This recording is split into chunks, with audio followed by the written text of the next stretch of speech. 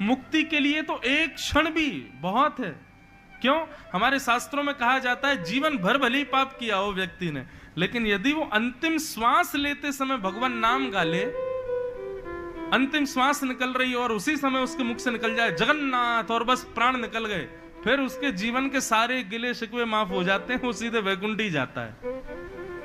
लेकिन ये सुनने में जितना आसान लग रहा है ना, प्रैक्टिकली उतना ही कठिन है।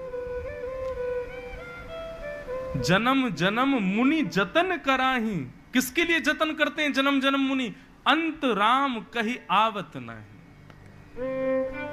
अंतिम श्वास में सब आ जाएगा याद, लेकिन भगवान का नाम याद नहीं आएगा। एक सेठ जी के प्राण निकल रहे थे, उनके 3 बेटे थे। अच्छा, प्राण जब सहज प्राण निकलते हैं ना, अपनी आयु पूर्ण करके जब व्यक्ति प्राण त्यागता है 80-90 के बाद, तो क्या होता है? कंठे घुर घुरायते, कंठ में घुर घुर आवाज होती है जब प्राण निकलने वाले होते हैं। उनका कंठ घुर घुर आवाज कर रहा था, तो बेटा बोला, पिताजी पिताजी आप प्राण मत त्यागिए। पिताजी कुछ हाथ हिला रहे थे, तो बच्चों ने सोचा पिताजी शायद अब मृत्यु आ गई है, तो उस जाने से पहले बंटवारा करना चाहते हैं कि भाई प्रॉपर्टी आदि इसकी, इतनी संपत्ति उसकी, इतनी उसकी। बोलिए पिताजी कितना किसके बट में? अब कंठ से तो गुर्र गुर्र आवाज निकले, तो बच्चे बोले क्या करें पिताजी, स्पष्ट तो बोले ही नहीं पा रहे। एक वैद्य के पास गए, वैद्य से जाकर के कहा कि हमारे पिताजी के प्राण निकलने वाले हैं, गुर्र गुर्र आवाज हो रही है। वैद्य जी बोले मेरे पास एक औषधि तो है, वो औषधि मैं दे दूंगा तो उनका गला साफ हो जाएगा। बेटे बोले आप चलो ना औषधि दे दो। बोले लेकिन महंगी है बहुत। बोले कितनी महंगी है? बोले इतने लाख रुपए की है। बोले हम दे देंगे ना, कम से कम 1-8 लाख रुपया खर्च होगा तो पिताजी 4-5 करोड़ की संपत्ति तो बता जाएंगे कहां किसकी कैसे। 1-8 लाख खर्च हो जाए तो क्या बड़ी बात है।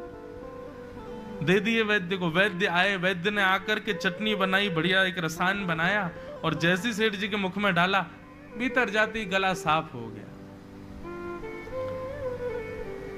सेठ जी बोले बड़ा वाला बेटा कहां है मेरा? पिताजी यहीं खड़ा हूं मैं, आप बताओ। बीच वाला कहां है? बोले मैं भी यहीं हूं। छोटा कहां है? बोले मैं भी यहीं हूं। तुम्हारी पत्नियां कहां हैं? बोले वो भी यहीं खड़ी हैं, आप तो बस बता के जाओ किसका कितना कैसे। बोले अरे मैं तो बस इतना कहना चाहता हूं, वो भैंस का जो पड्डा है ना, वो झाड़ू खा रहा है। तुम एक झाड़ू नहीं संभाल पा रहे हो, संपत्ति क्या संभालोगे? और झाड़ू पड्डा झाड़ू पड्डा झाड़ू पड्डा बोलते बोलते प्राण निकल गए। और ये बात जितनी आसान, जितनी हंसी की, जितनी हास्यपद लग रही है ना, उतनी ही सत्य है। व्यक्ति का जब अंतिम क्षण आता है वो विवेक शून्य हो जाता है, और उस समय वो चाह करके भी जगन्नाथ जी को बोल नहीं पाएगा, नाम याद कर नहीं पाएगा। सोचो, लाखों रुपए का रसायन लेकर के भी थोड़े क्षण के लिए गला साफ हुआ, भगवान नाम गा लिया होता तो कृपा हो जाती, लेकिन नहीं, विषय ही याद आता है।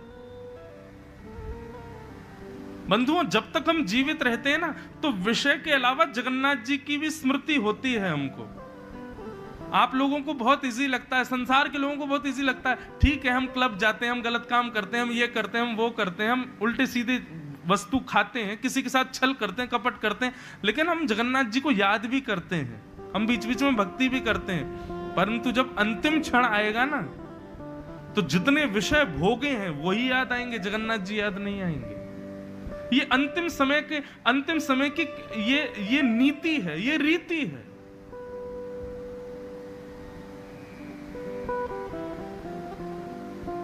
इसलिए हमारे यहां कहा गया,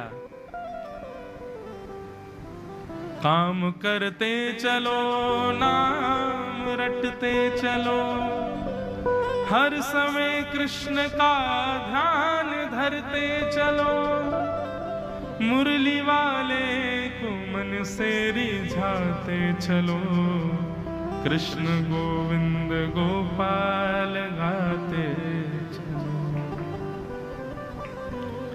हर क्षण याद करो श्याम सुंदर को, हर क्षण उनकी स्मृति बनी रहे हमारे दिमाग में।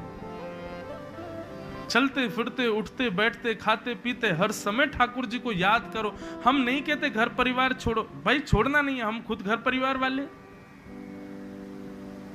पर हर स्थिति में भगवत स्मरण रखो, जगन्नाथ जी को याद रखो, उनकी स्मृति रखो अपने चित्त में बस। उसका प्रभाव क्या होगा? जीवन भर जो ठाकुर जी को याद रखता है ना, तो अंतिम समय में तो बहुत कठिन है कि भगवान की याद आ जाए, पर जीवन भर जिसने जगन्नाथ जी को याद किया हो, ऐसा व्यक्ति जब अपने प्राण त्यागता है तो जगन्नाथ जी उसको याद कर लेते हैं, जगन्नाथ जी की स्मृति में वो आ जाता है। और सोचो, जगन्नाथ जी जिसको याद कर लें, हम जगन्नाथ जी को याद करते हैं, जगन्नाथ जी हमको याद कर लें। हम प्रधानमंत्री से मिलने जा रहे हैं और एक बात है, प्रधानमंत्री हमसे मिलने आ रहा है, दोनों में कितनी बड़ी अंतर है। जगन्नाथ जी की स्मृति में हमारा नाम आ जाए, हम उनकी स्मृति में पहुंच जाएं, उसी के लिए तो भक्ति है। लाखों लोग जाते हैं लेकिन जगन्नाथ जी साल्वेक को याद करते हैं। हजारों लोग श्रीनाथ जी का दर्शन करते हैं लेकिन श्रीनाथ जी सूरदास, कुंभनदास, कृष्णदास इनको याद करते हैं। द्वारिका में लाखों लोगों की भीड़ जाती है पर द्वारिकाधीश के चित्त में तो मीराबाई विराज रही है। हमारे चित्त में भगवान बैठे। भक्ति केवल यहीं तक सीमित नहीं, अपनी भक्ति से आप ठाकुर जी के चित्त में बैठो, ठाकुर जी के चित्त में हम विराज जाएं। मेरा सुमिरन हरि करें मैं पावा विश्राम। मैं हरि का सुमिरन करूं, ये तो प्रारंभिक स्थिति है, लेकिन करते करते करते स्थिति हो जाए मेरा सुमिरन हरि करे मैं पावा विश्राम। और वो कब संभव है? जब जीवन पर्यंत और खास करके बाल्यावस्था से भगवत स्मृति की हो,